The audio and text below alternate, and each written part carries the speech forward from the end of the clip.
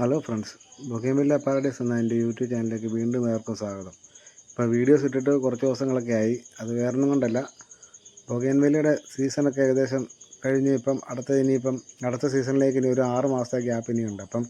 ഇനിയിപ്പോൾ പ്രത്യേകിച്ച് കെയറിങ് ആയിട്ടൊന്നുമില്ല. അതായത് മഴയാണല്ലോ, മഴയ്ക്ക് ഹൈബ്രിഡ് ബൊഗെയിൻവില്ല ആണെങ്കിൽ മഴ ഒത്തിരി പാടില്ല. നമ്മളതിനെ പ്ലാന്റ് നശിക്കാതെ എങ്ങനെ ഈ ഒരു മഴക്കാലം നമ്മളെങ്ങനെ അതിനെ കെയർ ചെയ്യും എന്നുള്ളത് മാത്രമേ ഉള്ളൂ നമുക്ക് ഈ അടുത്ത സീസൺ തുടങ്ങുമ്പോഴത്തേക്ക് ആദ്യമേ ചെയ്യേണ്ട ഒരു കാര്യം.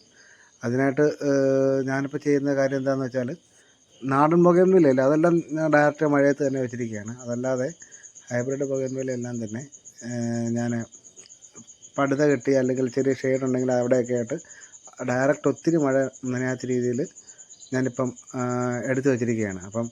അതുകൊണ്ട് എന്നാ നമുക്ക് ബൊഗെയിൻവില്ലയൊന്നും നശിച്ചു പോകാതെ വലിയ കുഴപ്പങ്ങളൊന്നുമില്ലാതെ ഈ ഒരു സീസൺ മഴക്കാലം ഒന്ന് കഴിഞ്ഞ് കിട്ടാൻ വേണ്ടി നമുക്ക് ഹെൽപ്പ് ചെയ്യുന്നതാണ് അങ്ങനെ ചെയ്യുമ്പോൾ. കൂടാതെ നമ്മൾ മഴക്കാലം തുടങ്ങിക്കഴിഞ്ഞാൽ പ്രത്യേക വളപ്രയോഗമോ കാര്യങ്ങളൊന്നും ചെയ്യേണ്ടതായിട്ട് ഇല്ല.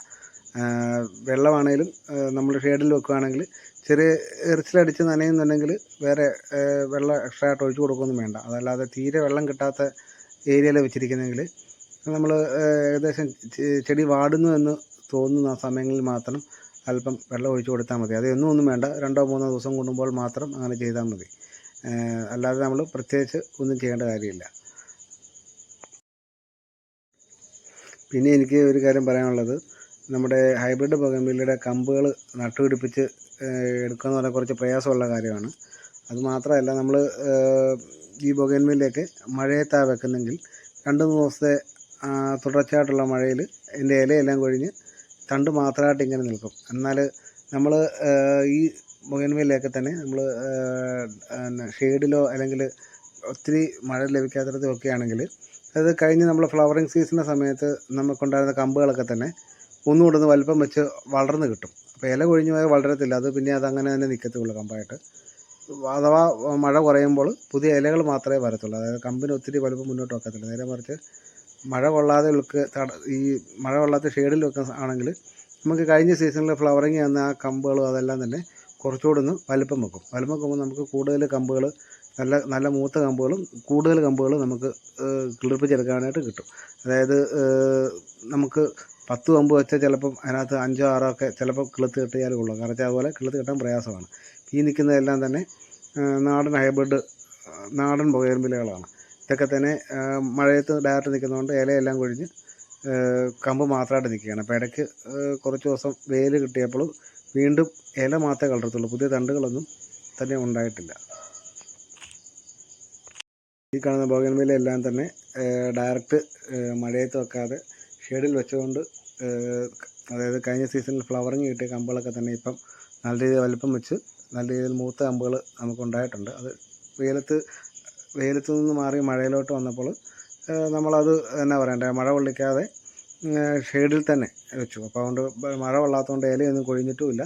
ഉണ്ടായിരുന്ന കമ്പുകളൊക്കെ തന്നെ നല്ല രീതിയിൽ വലിപ്പം വെച്ച് കിട്ടിയിട്ടുണ്ട്. അപ്പോൾ അടുത്ത സീസണിലോട്ട് നമുക്ക് കുറേ വെറൈറ്റികളുടെ കമ്പുകൾ വെക്കാൻ തന്നെയുള്ള രീതിയിൽ പാകമായിട്ട് കിട്ടിയിട്ടുണ്ട്. അതിനകത്ത് ഗോൾഡൻ സൺഷൈൻ ഉണ്ട്, സിൽവർ ഡിലൈറ്റ് ഉണ്ട്, തായ് ഡിലൈറ്റ് ഉണ്ട്, ഫയറപ്പാലുണ്ട്, മിസ് വേൾഡ് ഉണ്ട്, റൂബി റെഡ് ഉണ്ട്.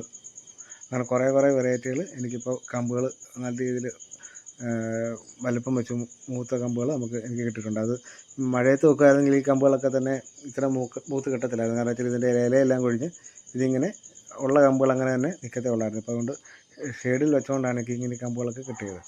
അപ്പോൾ അതുകൊണ്ട് ഇപ്പോൾ ഈ ഒരു മഴ കുറച്ച് ദിവസം വെയിൽ കഴിഞ്ഞ് വീണ്ടും മഴ തുടങ്ങാൻ പോവുകയാണല്ലോ. അപ്പോൾ എല്ലാവരും തന്നെ ഹൈബ്രിഡ് ബൊഗെയിൻവില്ലകൾ എല്ലാവരും തന്നെ ഒരു കാര്യം ചെയ്യുക, ഇപ്പോൾ അത് ഷെയ്ഡിലേക്ക് വെക്കുക. അപ്പോൾ നിങ്ങൾക്ക് ചെടി നശിക്കാതെ അതുകൂടാതെ പുതിയ കമ്പുകൾ നട്ടുപിടിപ്പിക്കാൻ തന്നെ കിട്ടുന്നതാണ്. അപ്പോൾ അതുകൊണ്ട് ഈ സമയത്ത് കൂടുതൽ നമ്മളൊന്നും ചെയ്യേണ്ട, ഷെയ്ഡിൽ വെക്കുക, പുതിയതായിട്ട് വളമൊന്നും ഇടാതിരിക്കുക. പിന്നെ വെള്ളം 2-3 ദിവസം കൂടുമ്പോൾ ആവശ്യമുണ്ടെങ്കിൽ മാത്രം ഒഴിച്ചു കൊടുക്കുക. ഇത് മാത്രം ഈ സമയങ്ങളിൽ ചെയ്താൽ മതി. ഇനിയിപ്പോൾ ഇതിൻ്റെ കൂടെ അടുത്ത സീസണിലോട്ടുള്ള ആദ്യത്തെ പടിയായിട്ടാണ് ഇത് ചെയ്യുന്നത്. അതുകൂടാതെ ഇനിയിപ്പോൾ നമുക്ക് ഹാർഡ് പ്രൂണിംഗ് ഉണ്ട്, അതിനുശേഷം വളയിടലുണ്ട്, സോഫ്റ്റ് പ്രൂണിംഗ് ഉണ്ട്, ഫ്ലവറിങ്ങിന് വേണ്ടിയുള്ള ബൂസ്റ്റർ, അങ്ങനെ ഒത്തിരി കാര്യങ്ങൾ ഇനിയിപ്പം അടുത്ത സീസണിലോട്ട് ചെയ്യേണ്ടതായിട്ടുണ്ട്. അതെല്ലാം തന്നെ എൻ്റെ ഈ ചാനലിലൂടെ ഞാൻ നിങ്ങളോട് പറയുന്നതാണ്. ഇപ്പോൾ നിങ്ങൾ ഈ കാണുന്നത് എൻ്റെ കഴിഞ്ഞ സീസണിലെ ഫ്ലവറിംഗ് ആണ്.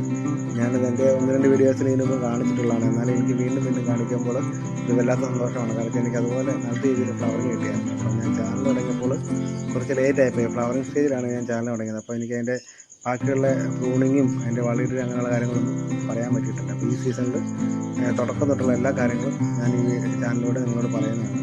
അപ്പോൾ അതുകൊണ്ട് നിങ്ങൾക്ക് എൻ്റെ വീഡിയോ ഇഷ്ടമായിട്ടുണ്ടെങ്കിൽ ചാനൽ സബ്സ്ക്രൈബ് ചെയ്യണം, ഷെയർ ചെയ്യണം. Thank you.